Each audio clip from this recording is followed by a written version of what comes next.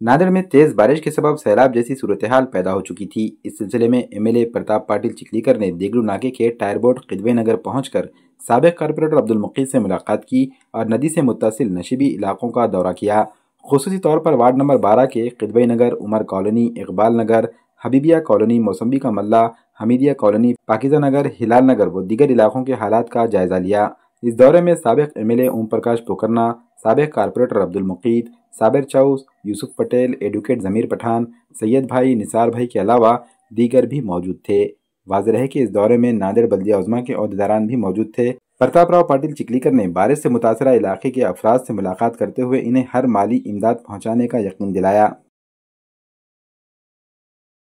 दरअसल में 29 अगस्त की रात में बहुत ज़्यादा मूसलाधार बारिश नांदेड़ ज़िले में ही नहीं बल्कि नांदेड़ शहर में भी हुई,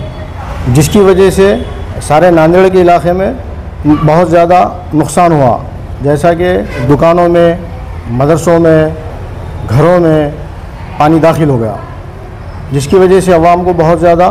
नुकसान हो चुका है। इसी ज़िम्मन में हमारे माननीय एमएलए प्रताप पाटिल चिखलीकर साहब और माजी एमएलए ओम प्रकाश पोकरना जी यहाँ पर आए और यहाँ नांदेड़ शहर में वार्ड नंबर 12 इस इलाके में जैसा किदवई नगर, उमर कॉलोनी, इकबाल नगर, हबीबिया कॉलोनी, मौसम्बी का मल्ला, हमीद कॉलोनी, पाकिजा नगर, हिलाल नगर, इस सभी इलाके में उन्होंने दौरा किया और दौरा करके उन्होंने जो देखा कि यहाँ पे बहुत ज़्यादा अवाम का नुकसान हुआ है पानी के सैलाब की वजह से, और ये जो नुकसान हुआ तो उन्होंने महानगर पालिका के अधिकारी भी साथ में लाए और उनको भी दिखाया और उनको बताया कि ये जो है हमेशा का परमानेंट हल निकलना चाहिए, ताकि ये पानी हर साल में जब भी बारिश होती है तो बारिश की वजह से ये गरीब अवाम का नुकसान होता है। एक एग्जांपल देता हूँ, जैसा हमारा किदवई नगर इलाका है जिसमें 20 फीट का पहले ज़माने में नाला था। अब वो नाले को कुछ नगर सेवकों ने नाली बना दिए। अब आवाम से पूछ सकते हैं कि कौन से नगर सेवकों ने क्या काम किया। तो वो जो नाली बना दी गई, तो नाली की वजह से जब पानी जब स्पीड में गिरता है, जब बारिश मूसलाधार होती है, तो मूसलाधार बारिश होने के बाद में वो पानी उस नाली के जरिए कैसे जाएगा। मसला सबसे अहम यह है कि हमेशा का परमानेंट सॉल्व अगरचे करना है, मसला हमेशा के लिए ख़त्म करना है, तो इसके लिए एक अच्छा सा जो है जो नाली है तो उसको पहले उसको नाला बनाना चाहिए, उसका कंस्ट्रक्शन जो है नाले की शक्ल में होना चाहिए। तो उसी एतबार से हमारे माननीय आमदार प्रताप पाटिल चिखलीकर साहब उन्होंने महानगर पालिका के सभी एडमिनिस्ट्रेशन को साथ में लाए और पूरे रास्ते दिखाए, जो रास्ते भी डैमेज हो चुके हैं, और ड्रेन, सीवरेज लाइन तो बिल्कुल 4 इंची लाइन, 6 इंची लाइन है, वो उसमें से तो कोई पानी पास होने का सवाल ही नहीं होता, जिसकी वजह से पूरी लाइन ओवरफ्लो हो जा रही है। और नालियां जो ड्रेन है तो ड्रेन छोटे छोटे बना दिए गए, जिसकी वजह से पानी की निकासी नहीं हो रही है। और वो जो नाले हैं, जो नदी के किनारे तक जो नाले हैं, जिसको जो है जॉइंट नाला जो किदवई नगर से जाता है, किदवई नगर, हबीबा कॉलोनी, इकबाल नगर,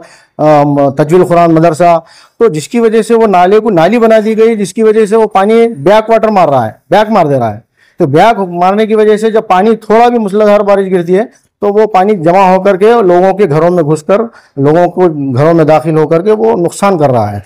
तो लिहाजा हमारे माननीय प्रताप पाटिल साहब जो आए और उन्होंने बताया कि जिस लोगों का इस इलाके में नुकसान हुआ है, तो नुकसान होने की वजह से इसके पहले भी उनको मुआवजा नहीं मिला, और अभी जो है उन्होंने कहा कि हम एडमिनिस्ट्रेशन को उन्होंने खुद बात करेंगे, और बात करके उनको जो है ये जितने भी अवाम है हमारी और जो गरीब लोगों का जो नुकसान हुआ है और इस इलाके में जो भी लोग रहते हैं, तो उनके घरों के नुकसानात और उनके खुद के जो कारोबार के नुकसानात, किसी की दुकान में पानी गया, कोई मदरसे में पानी चलेगा, किसी के घर में पानी चलेगा, तो उसकी वजह से उनका जो भी नुकसान हुआ, तो हमारे माननीय प्रताप पाटिल साहब उसके लिए कोशिश करेंगे, एडमिनिस्ट्रेशन को बताएंगे और ये मदद उनको मिलना चाहिए, ऐसा इनकी कोशिश रहेगी। नहीं, इनका तो मसला ऐसा है कि ये लोग, इनको हथकंडे मालूम है कि चुन के किस तरीके से आना, और वो जब इलेक्शन आता है, इलेक्शन के सामने आते हैं और इलेक्शन के सामने आकर के कुछ लोगों को जो भी लालच होती है वो लालच दिखा करके उन्होंने जो है अपना वोट बटोरते हैं, वोट हासिल करते हैं और उन्होंने अपना सत्ता में आते हैं। और आज से नहीं, हिंदुस्तान आज़ाद हुए से हमारा खुदवाई नगर इलाका, देगुनाके से इधर का जितना भी इलाका जब से बसा है 1972-71 से, जब से ये वोट तो कांग्रेस को ही देते हैं। और कांग्रेस को देने के बाद कांग्रेस ने हमेशा वादा करी लेकिन काम नहीं करी। काम अब अगरचे कोई मूलभूत सुविधाएं, कोई रोड बना दिए, कोई नाली बना दिए, कोई छोटी मोटी, तो ये कोई बहुत बड़ी चीज नहीं है। 40 साल से 50-60 साल से चुन के दे रहे, 50 साल से वोट लेने के बाद में छोटे मोटे काम कर रहे हैं। उनको मालूम है कि यहाँ के लोगों को क्या करना चाहिए और विटामिन सी कब देना इनको, तो ये उनको आइडिया मिल चुका है। तो इसलिए उन्होंने ये सोचते हैं कि हम जाना क्यों यहाँ पर, और हमको जाने की जरूरत नहीं है। और जब भी इलेक्शन आता है, इलेक्शन के वक्त में सिर्फ आते और अपने वोट लेने का काम करते हैं। उनको एक आइडिया मिल चुका है कि वोट किस तरीके से लिया जाए। तो बस गलियों का तो हाल ऐसा है कि पूरा पानी घरों में घुस गया, वो तो सब लोगों को दिख रहा है, नजर आ रहा है। उसी एतबार से हमारे प्रताप पाटिल चिखलीकर साहब भी यहाँ पर आए और उन्होंने देखे और आश्वासन दिया उन्होंने, और ये बोले कि हम बिल्कुल कोशिश करूंगा, ऐसी बात कही है उन्होंने। और बाकी रहा मसला कांग्रेस का, कांग्रेस कुछ काम नहीं कर सकती। कांग्रेस अगर जो काम करती थी तो आज इनको ये बोलने की जरूरत क्यों है, और आज इनको ये सब लोगों के अवाम के बीच में घूमने की क्या जरूरत गिर रही, और जोर जोर से चीखा मार के चैनलों पर बोलने की क्या जरूरत है। इन्होंने अवाम का अगर सीधे तरीके से काम करा होता तो आज इनको बोलने की जरूरत नहीं होती। और इनको छतरी लेके निकलना और पानी गिरा तो उनके साथ में जो है खाली छतरी लेके घूम करके और उनके लोगों के सामने जाना और उनके दामन को जो है पूछना कि तुम्हारे दामन से मैं आंख पोंछता हूँ, तो ये क्या फायदा है उससे। अरे अगरचे आप जो है काम नहीं करेंगे और सही तरीके से